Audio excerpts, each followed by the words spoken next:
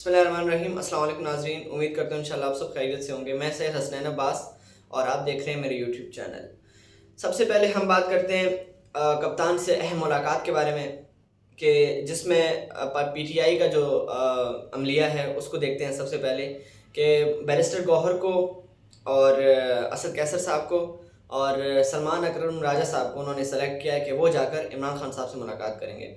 लेकिन इसमें एक बात यह है कि सबसे पहले तो इस बात को समझें कि वो इमरान खान साहब से मुलाकात करवाना ही क्यों चाह रहे हैं। यानी अब तक 18 अक्टूबर तक जिस तरह के उन्होंने बताया था कि इमरान खान से मुलाकात पर पाबंदी है और किसी को भी उनसे मिलने नहीं देंगे, तो फिर आज क्या ऐसा हुआ कि उनसे मुलाकात करवाना पड़ गई उनको?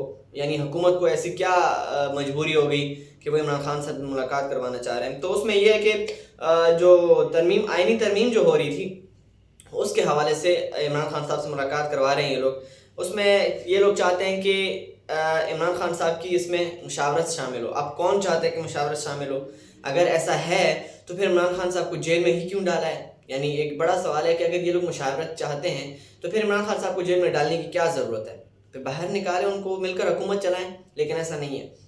फिर क्या इसके पीछे वजह यह है कि जो फजल रहमान साहब का जो मुसवदा था आइनी तरमीम के बारे में, उसके हवाले से जो हुकूमत है वो तकरीबन उसके करीब पहुंच चुकी है। और यानी अक्सर चीज़ें फजल रहमान साहब की उन्होंने मान ली, अक्सर बातें कि तरमीम में ये होना चाहिए, नहीं होना चाहिए। लेकिन कुछ चीज़ें ऐसी हैं जो हुकूमत चाहती है कि मसलन वो चीज़ें वो हमारी बात मानें और आप जो है अपने आप को भी बचाएं और अपने ताल्लुकात को भी बचाएं और हमारी बात भी मानें। यानी अपनी इज़्ज़त भी रखें और हमारी इज़्ज़त भी रखें।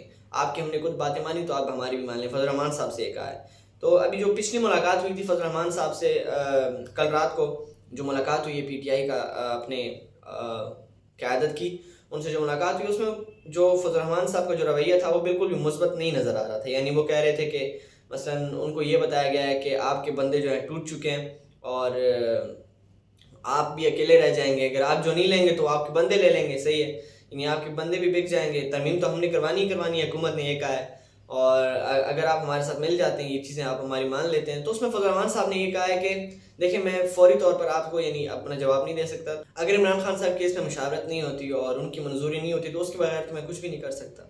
यानी अगर मैं चला ही हूँ तो इमरान खान के साथ चला हूँ तो उसके बगैर कुछ नहीं हो सकता। तो इसी वजह से ये मुलाकात करवाई जा रही है। फिर पीटीआई की तरफ से एक और हिकमत अमली है कि बाहर आकर जो प्रेस कॉन्फ्रेंस करेंगे, यानी इमरान खान साहब ने क्या कहा वो लोगों को बताएंगे। वो सलमान अकरम राजा साहब करेंगे, बैरिस्टर गौहर साहब या असद कैसर साहब नहीं करेंगे। क्योंकि कारकुनान को ये लगता है और पीटीआई की क़यादत खुद उनको भी ये लगता है कि बैरिस्टर गौहर साहब वो बातें बाहर नहीं लाकर करते जो इमरान खान साहब ने खुद की होती हैं।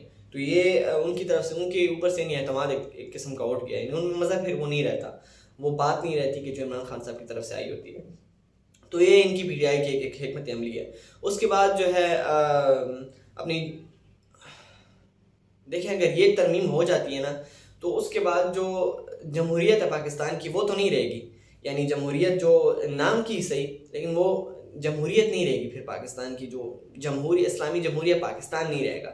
एक मिलिट्री, एक जिसको आप कह सकते हैं मुल्क, मिलिट्री कानून एक मुल्क में चलने वाला ये एक मुल्क बन जाएगा। और फिर जिस तरह से फ़ौज चाहेगी वैसे ही होगा। तो इस तरह से अभी अगर इस आइन में ये है कि अगर ये मसलन ये तरमीम हो जाती है तो इस तरमीम के मुताबिक justice Mansoor Ali Shah chief of justice नहीं बन सकेंगे। वो क्यों? क्योंकि देखें, जो मंसूर अली शाह साहब हैं सीनियरिटी के बेस पर तो उन्हीं को जस्टिस बनना चाहिए, उन्हीं को चीफ़ जस्टिस बनाना चाहिए।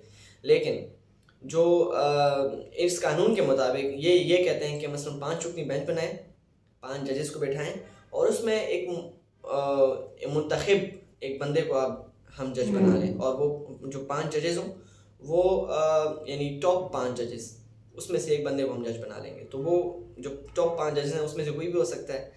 वो जो इस्टेब्लिशमेंट का चमचा भी हो सकता है। तो वो तो उसी को बनाएंगे जो इस्टेब्लिशमेंट का चमचा होगा। उनके लिए गेम और आसान हो जाएगी और एक अपने लिए एक और चमचा लेकर आना इनके लिए बड़ा ईजी हो जाएगा, जिस तरह के काजी फायजे सब ये लोग लेकर आए थे।